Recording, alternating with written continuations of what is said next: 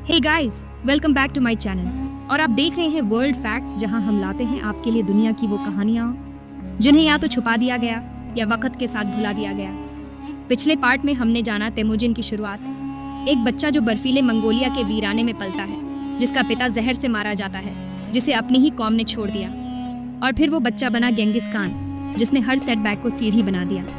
अब Temujin Genghis Khan बन चुका था। पूरी मंगोल दुनिया उसकी मुट्ठी में थी। लेकिन अब सवाल था, क्या वो सिर्फ मंगोलिया तक रुकेगा?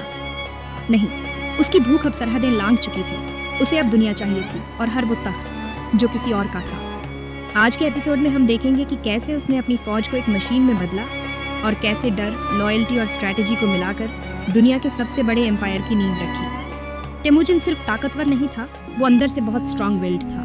जो सोच लिया उसे पूरा करके ही मानता था। स्मार्ट भी था, सिचुएशंस को समझता था, लोगों को पढ़ना जानता था, और सबसे खास बात, वो फियर्सली लॉयल था उन लोगों के लिए जिन्होंने उसका साथ दिया। चाहे जितनी मुश्किल हो, अगर कोई उसका भरोसेमंद था तो तेमुजिन उसके लिए जान तक देने को तैयार रहता। उसे रिश्ते निभाने आते थे, लेकिन शर्त बस एक थी, लॉयल्टी।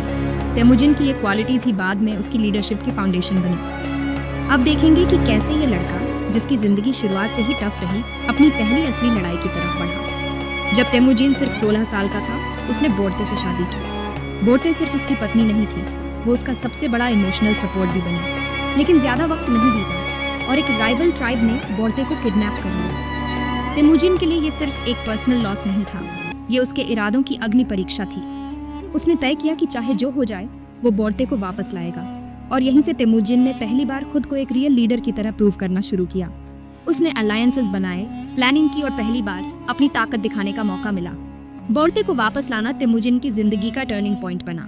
अब आगे देखेंगे कि कैसे इस मिशन ने उसे एक वॉरियर से कुछ और बड़ा बना दिया। तेमुजिन ने बोर्ते को वापस लाने का फैसला किया, लेकिन वो ये काम अकेले नहीं कर सकता था। उसने पहली बार कुछ और ट्राइब्स से हाथ मिलाया, अलायंसेस बनाए, सोच समझकर, स्ट्रैटेजी के साथ।